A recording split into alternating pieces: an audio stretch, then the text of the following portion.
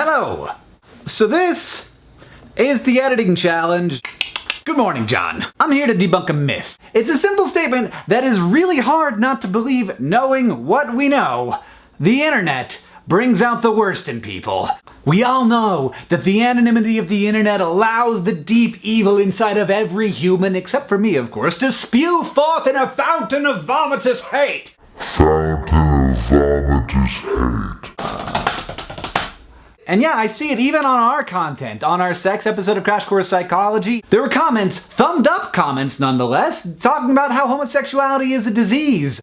And yeah, there are two hosts on SciShow Space, one of them is male and one of them is female. I would like you to guess which one has constant comments about their appearance every time they're in a video. Just go ahead and guess. But you and your friends, you aren't hate mongers, so it must be other people, those people at the grocery store who seem so nice in person but then they go home and the internet allows them to shrug off the cloak of cultural necessities and then they just turn and engage and become giant turd faces. Put on their costume and they become internet turd! But I want to make a hypothesis here.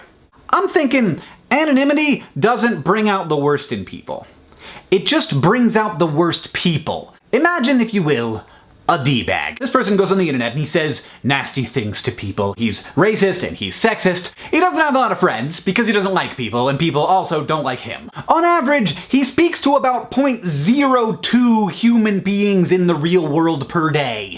He doesn't want to express his beliefs in the real world because they are unacceptable. But on the internet, he not only gets to express his views to lots of people, those people then engage with him. This person isn't like a sweetheart all day long and then goes home and becomes a D-bag. He's a D-bag. The entire episode is conjecture.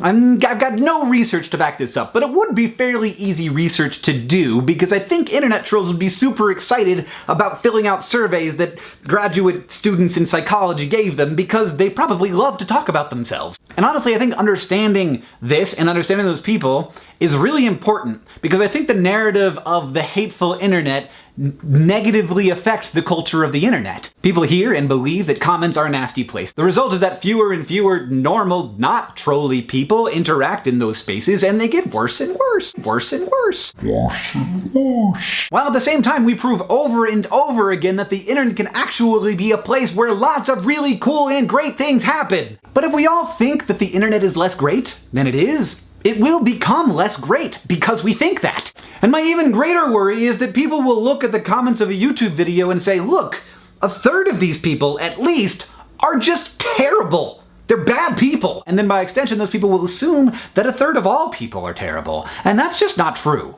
What we're looking at here is like extreme selection bias. On any YouTube video, you've got a lot of people watching it. Just imagine for a moment that 100,000 people gather in a room. Now, what are the odds that there aren't gonna be some bad people in that room? Zero. They're gonna be bad people in that room. So it shouldn't be too much of a surprise that when 100,000 people watch a video, some of them are gonna be racist troll turds, and they're gonna leave mean, nasty comments. Now, a big problem here is that YouTube has lately been promoting discussion rather than how many people thumb up a comment. So a comment will end up way at the top of the video because lots of people are discussing that comment. That isn't usually because there's a good discussion happening there. It's usually because that first comment was extremely inflammatory and wrong, and people are arguing about it. And the trolls are loving it. But I guarantee you, as a person who has met a number of people, most of them, like 90% of them, are good.